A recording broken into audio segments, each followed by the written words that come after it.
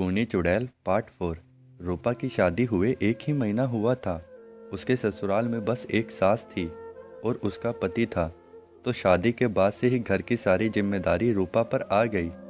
दूध सी गोरी और तीखे नाक शख्स वाली रूपा किसी का भी मन मोह लेती थी।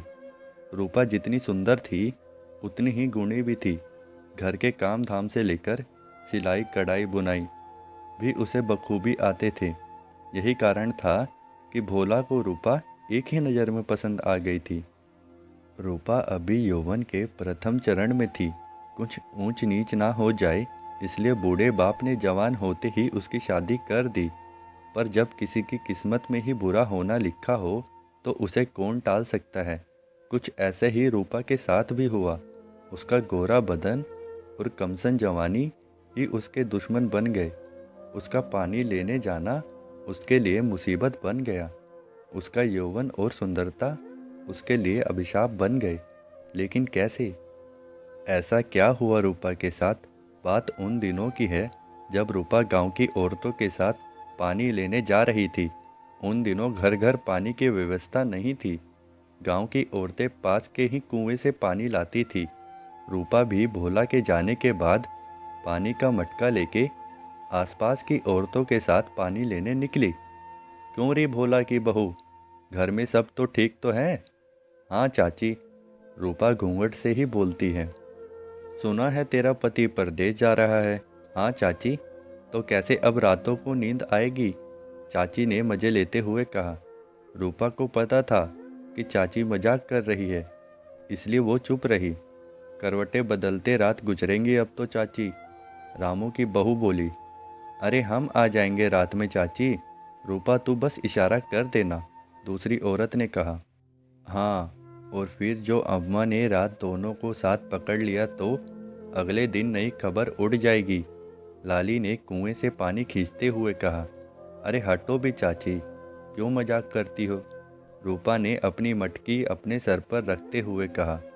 तो चाची हंसते हुए उससे लिपट के बोली, अरे रूपा रानी, मैं तो मजाक कर रही थी, बुरा क्यों मानती है? नहीं चाची, कैसी बात करती हो?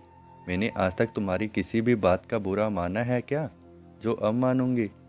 तो फिर रात में बुला लेना, अगर नींद ना आए तो, चाची कहती है और सारी औरतें हंसने लगती है। सारी औरतें पानी लेकर वापस जा रही थी। रूपा भी साथ ही थी। उसकी सर की मटकी से थोड़ा पानी छिलककर उसके ऊपर गिर रहा था तो उसके कपड़े गीले होके उसके बदन में चिपक गए थे, जिससे उसके बदन का उभार और गहराइयाँ साफ साफ नजर आ रही थी। चरण सिंह अपने नौकर के साथ उधर से गुजर रहा था। उसकी नज़र रूपा की मटकती चाल पर पड़ती है। वो तेज आवाज़ में अपने नौकर से पूछता है, क्यों रे कल्लू, गांव में कोई नई हिरनिया आई है क्या? जी मालिक, कल्लू भी गंदी तरह हंसते हुए कहता है। जरा हमें भी पलट के देख लेती एक बार, हम क्या इतने खराब हैं? चरण सिंह कहता है। रूपा और बाकी औरतें जो चरण सिंह की बातें सुन रही थी गुस्से वाली नज़रें से उसे देखती है, लेकिन किसी में भी इतनी हिम्मत नहीं थी कि वो चरण सिंह को जवाब दे सकती, क्योंकि सबको पता था कि चरण सिंह उस गांव के जमींदार का बेटा है और बिगड़ा हुआ है। उसके मुंह लगना मतलब मुसीबत को नेवता देना। चरण सिंह ने कई बार दारू पी के लोगों के कत्ल किए थे, पर पुलिस उसे पकड़ने से डरती थी, इसलिए चरण सिंह को और हिम्मत मिल गई थी। आए दिन वो गांव की लड़कियों और औरतों को छेड़ता था, जिससे मन करा उठा ले जाता था। अगर कोई उसके खिलाफ आवाज़ उठाती थी तो उसे मारने में चरण सिंह को देर नहीं लगती थी। और इस बार चरण सिंह की गंदी नज़र रूपा पर थी। वो बस रूपा को पाना चाहता था। कैसे बचेगी रूपा चरण सिंह की गंदी नज़रों से? क्या चरण सिंह अपने गंदे इरादों में सफल होगा? खूनी चुड़ैल पार्ट 5। चरण सिंह ने जब से रूपा को देखा था वो उसे पाने की कोशिश में था। अब तो वो रोज ही उस रास्ते पर जाके बैठा रहता था जहाँ से रूपा और बाकी गांव की औरतें गुजरा करती थी। जमींदार का बेटा होने के कारण चरण सिंह की हिम्मत बढ़ गई थी। वो रूपा को छेड़ने में भी लग गया था। हद तो तब हो गई जब एक दिन उसने रूपा का हाथ पकड़ लिया। जैसे ही उसने रूपा का हाथ पकड़ा, घबराहट में उसने मटकी छोड़ दी। मटकी फूट गई। रूपा अपना हाथ छुड़वाने की कोशिश करने लगी, लेकिन चरण सिंह के मजबूत हाथों की पकड़ से छूट ना सकी। वो तो चाची ने बीच में आके रूपा को छुड़वाया। रूपा रोते हुए घर भाग गई। इस बात की शिकायत उसने अपने पति से करी। उसके पति ने कहा, तू चिंता मत कर, मैं जमींदार जी से बात करूँगा। अगले दिन भोला जमींदार जी के मिलने गया, लेकिन वो उस वक्त घर पर नहीं थे। तो भोला लौट आया, मगर चरण सिंह के आदमी ने उसे देख लिया था।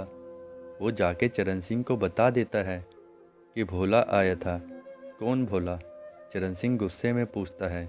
वही मालिक, रूपा का पति। बड़े मालिक से मिलने आया था। तब तो ज़रूर मेरी शिकायत लेके आया होगा।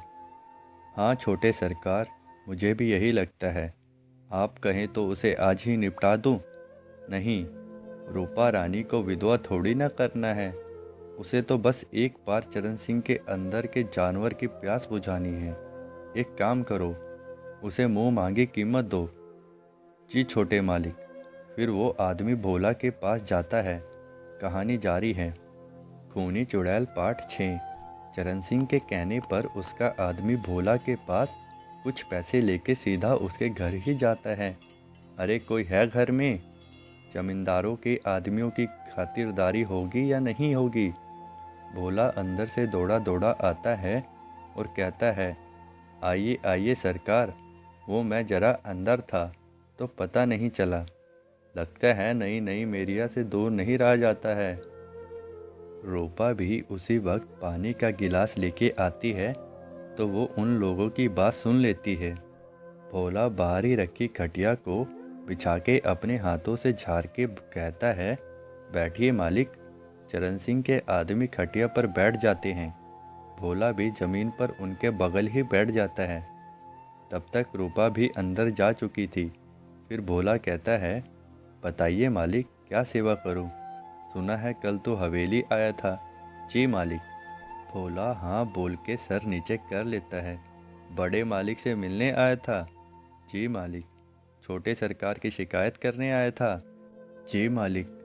भोला उनकी बात को ध्यान से सुने बिना ही कह देता है।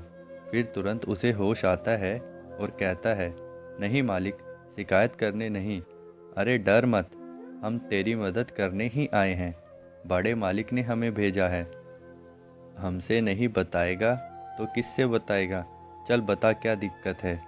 भोला तो अपने नाम की तरह भोला ठहरा। वो उन लोगों पर यकीन कर लेता है और कहता है, मालिक, छोटे मालिक मेरी पत्नी रूपा को परेशान करते हैं, उसे छेड़ते हैं। मालिक, रूपा हमारे घर की इज्जत है। मैं उन्हें यही कहने आया था कि रूपा को परेशान ना करे। देख भोला, ये तो नहीं हो सकता। बदले में तू कुछ और मांग ले। चल छोड़, तू क्या मांगेगा, हम ही खुद दे देते हैं। ये ले 10,000 रुपये, छोटे मालिक ने भिजवाए हैं और खुश रह।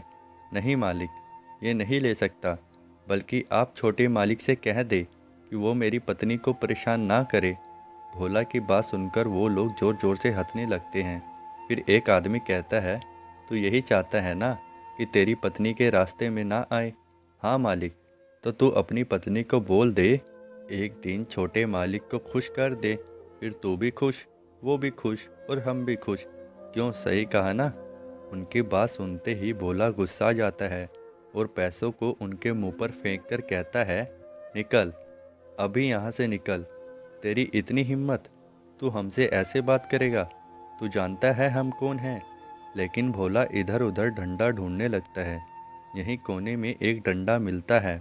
भोला गुस्से में वो डंडा उठा लेता है और चिल्ला के कहता है, निकल, अभी यहाँ से। डर से चरण सिंह के आदमी पैसों को उठा के वहाँ से भाग जाते हैं और चरण सिंह के पास जाके कहते हैं, कहानी जारी है। कहानी के अगले पार्ट आपको अगले वीडियो में देखने को मिलेंगे। तो प्लीज़ वीडियो को लाइक करें और चैनल को सब्सक्राइब ज़रूर करें ताकि अगली वीडियो आप सबसे पहले देख सकें। प्लीज़ चैनल को सब्सक्राइब ज़रूर करके जाइए।